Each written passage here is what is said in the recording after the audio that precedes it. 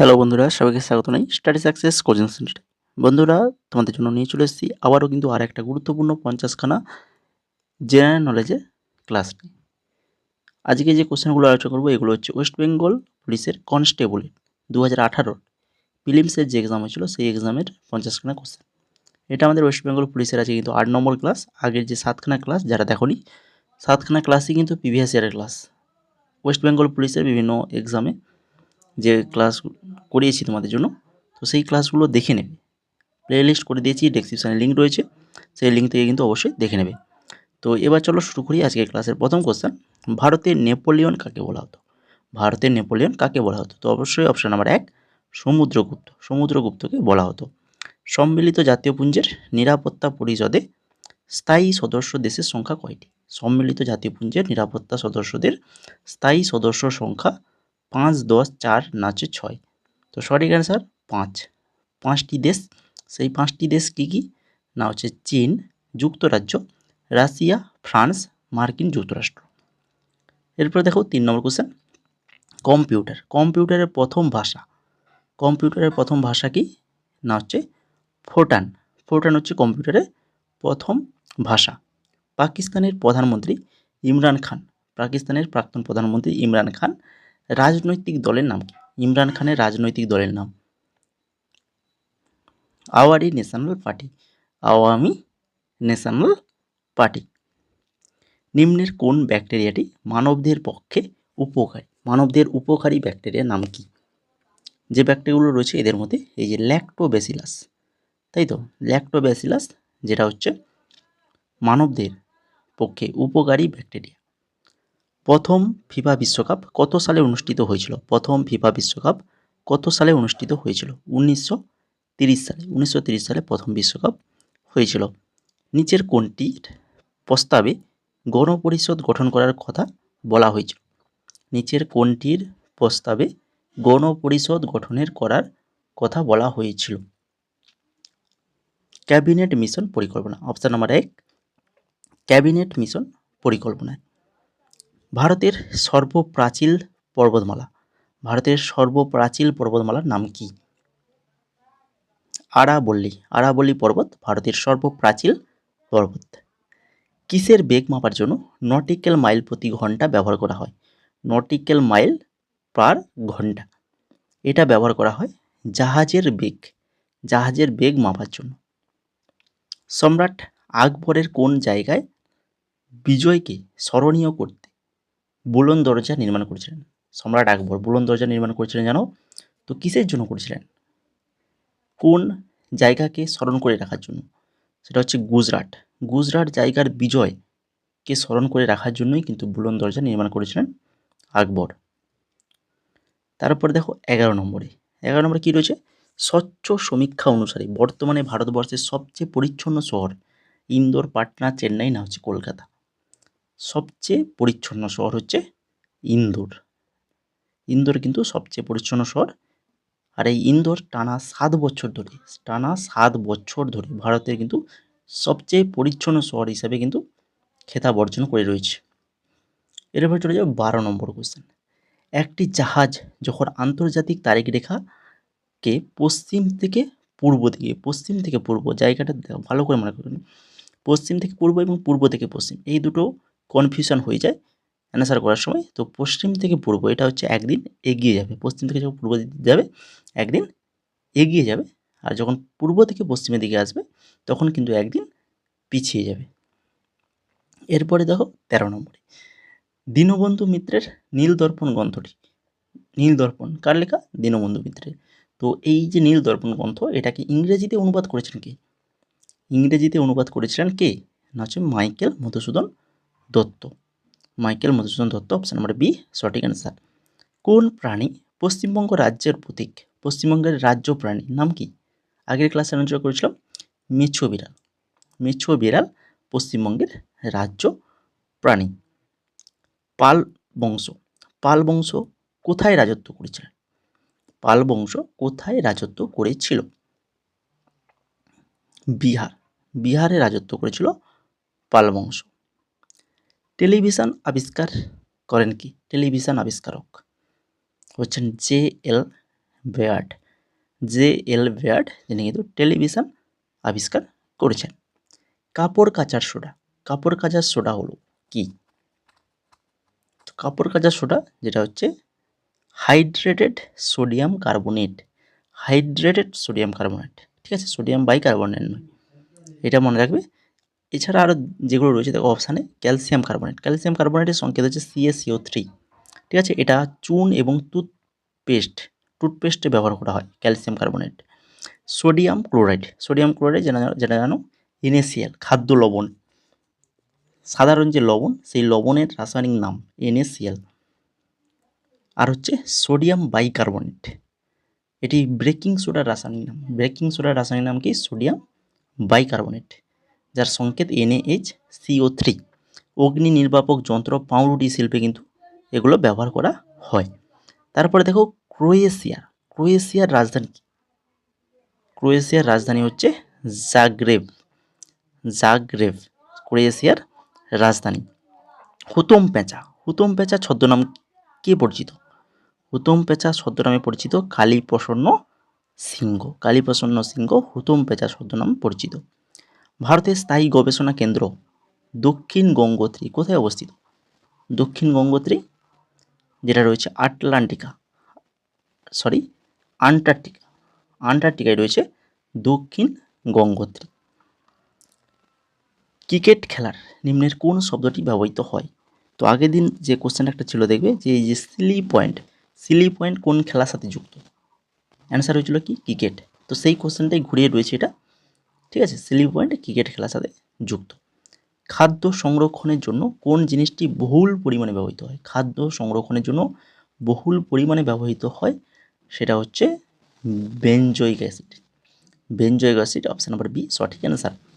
এছাড়া acidic acid CH3COOH, এটা ভিনিগারে পাওয়া যায়, বুঝলো? তো অ্যাসিডিক অ্যাসিড এটি কিন্তু স্বাদবর্ধক পদার্থ, খাদ্য সংরক্ষণকারী হিসাবেও কিন্তু ব্যবহার করা হয়। তারপরে দেখো টার্টারিক অ্যাসিড, টার্টারিক অ্যাসিড মানে যেটা হচ্ছে ওই তেঁতুলে থাকে বা আঙ্গুরে থাকে টার্টারিক অ্যাসিড, C4H6O6 যার হচ্ছে সংকেত। আর আচারের জন্য কিন্তু টক স্বাদবর্ধক পদার্থ টার্টারিক অ্যাসিড বেকিং পাউডারেও পাওয়া যায়। বেকিং পাউডারের একটা উপাদান সোডিয়াম বাইকার্বনেট এবং টার্টারিক অ্যাসিড, ঠিক আছে, তাহলে বেকিং পাউডারে কিন্তু টার্টারিক অ্যাসিড পাওয়া যায়।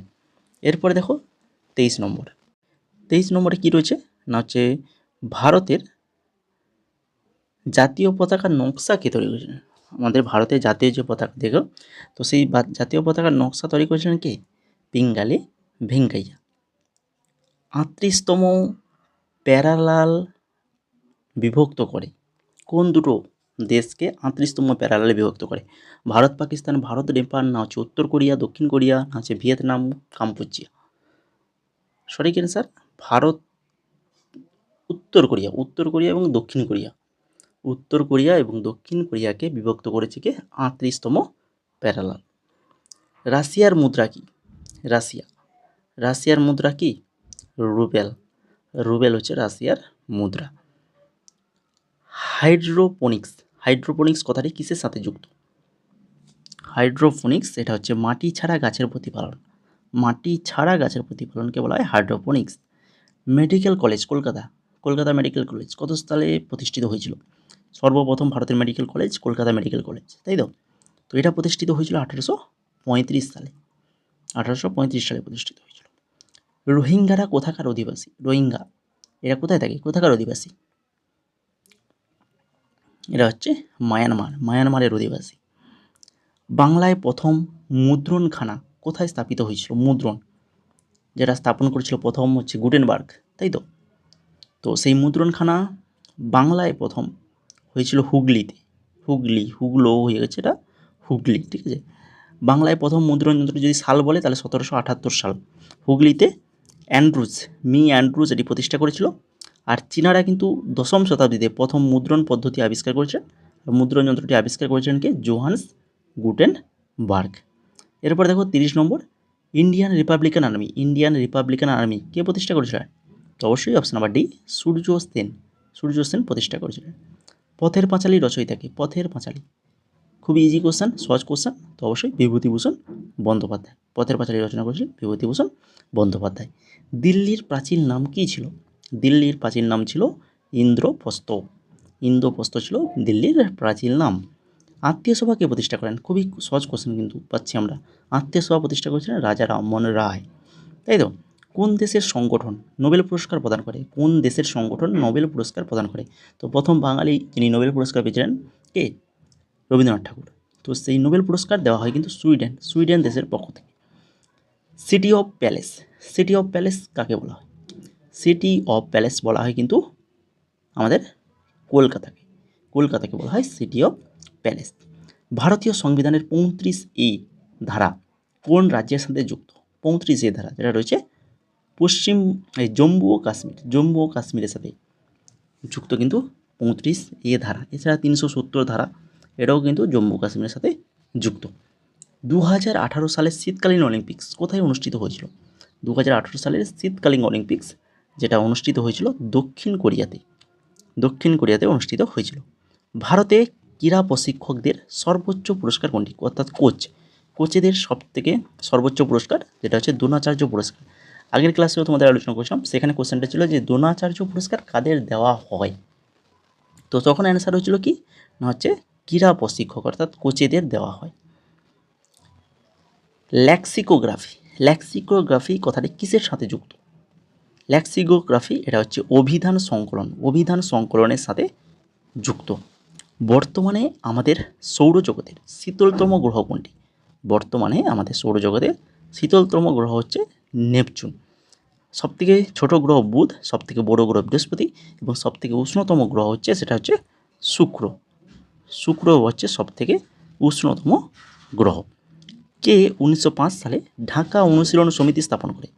ঢাকা অনুশীলন সমিতি কে স্থাপন করে? তো তিনি হচ্ছেন পুলিন বিহারী দাস তিনি কিন্তু ঢাকা অনুশীলন সমিতি স্থাপন করেছিলেন। যোজনা কমিশনের পরিবর্তে নিম্নের কোনটি কাজ করছে? এখন বর্তমানে যোজনা কমিশনের পরিবর্তে কিন্তু নীতি আয়োগ কিন্তু কাজ করছে। নীতি আয়োগ। নিম্নের কোন শস্যটি মাটির নাইট্রোজেনের পরিমাণ বৃদ্ধি করে? মাটিতে নাইট্রোজেনের পরিমাণ বৃদ্ধি করে হচ্ছে মটরশুঁটি গাছ। কোন ভারতীয় 2018 সালে ম্যাক্সাস পুরস্কার লাভ করে? ম্যাক্সাস পুরস্কার 2018 সালে পেয়েছিলেন কিন্তু কে? বলতো কি? তো অবশ্যই সোনম ওয়াংচুক। 2023-এ ম্যাক্সাস পুরস্কার কে পেয়েছেন না, হচ্ছে রবি কানন 2023 সালের এই ম্যাক্সাস পুরস্কার পেয়েছেন। গরবা নাচের প্রচলন কোথায় দেখা যায়? গরবা নাচের প্রচলন এটা দেখা যায় গুজরাটে দেখা যায়। তারপরে কোন সালে নেতাজি সুভাষচন্দ্র বোস দেশ ত্যাগ করেছিলেন? নেতাজি সুভাষচন্দ্র বোস দেশ ত্যাগ করেছিলেন 1941 সালে। 1941 সালে দেশ ত্যাগ করেছিলেন। 1943 সালে জুলাইয়ে তিনি সিঙ্গাপুরে এসে রাসবিহারী বসুর সাথে আজাদ হিন্দ ফৌজ গঠন করেছিলেন এবং 1945 সালে 8ই আগস্ট তাইপেতে বিমান দুর্ঘটনায় তিনি নিহত হয়েছিলেন বলে জানা যায়। 1945 সালে দুর্ঘটনায় নিহত হয়েছে বলে জানা যায়, কিন্তু এখনও পর্যন্ত কিন্তু তার কোনো মৃত্যুর খবর পাওয়া যায়নি। 1943 সালে কিন্তু জুলাইতে তিনি সিঙ্গাপুর এসেছিলেন এবং রাসবিহারী বসুর সাথে আজাদ হিন্দ ফৌজ গঠন করেছিলেন। এই কথাটাও মনে রাখবে ভালো করে, ঠিক আছে? এটাও কিন্তু আসতে পারে। তারপরে দেখো অজন্তা গুহা চিত্রগুলি কোন সময়কার? অজন্তা গুহা চিত্র এটা কিন্তু গুপ্ত বংশ অপশন নাম্বার এ সঠিক অ্যান্সার। 1928 সালে বরদলৈ সত্যাগ্রহ আন্দোলনের নেতা কে ছিলেন? 1928 সালের বরদলৈ সত্যাগ্রহের আন্দোলনের নেতা ছিলেন সর্দার বল্লভভাই প্যাটেল। নিম্নের কোনটি তাপ পরিমাপের একক? তাপ পরিমাপের এই যে এসআই একক হচ্ছে জুল হয়ে যাবে সঠিক অ্যান্সার। লাস্ট কোশ্চেন 50 নম্বর। ভারতের শিল্পের জন্য নির্মিত প্রথম রোবটের নাম কি? শিল্পের জন্য প্রথম রোবট যার নাম হচ্ছে ব্র্যাভো, BRAVO, ব্র্যাভো হয়ে যাবে সঠিক অ্যান্সার। তো এই ছিল মোট 50খানা কোশ্চেন, খুবই ইম্পর্টেন্ট কোশ্চেন। তো আশা করি সবার ক্লাসটা ভালো হয়েছে। যদি ভালো লেগে থাকে তো অবশ্যই ক্লাসটা লাইক করো, বন্ধুদের শেয়ার করো। চ্যানেল নতুন হয়ে থাকলে অবশ্যই চ্যানেলকে সাবস্ক্রাইব করে বেল আইকনে ক্লিক করে রাখো এই ধরনের গুরুত্বপূর্ণ ক্লাস প্রিভিয়াস ইয়ারের ক্লাস পাওয়ার জন্য। আমাদের কিন্তু এখানে প্রত্যেকটা পরীক্ষার প্রিভিয়াস ইয়ার কিন্তু আমরা এখানে আলোচনা করে থাকি।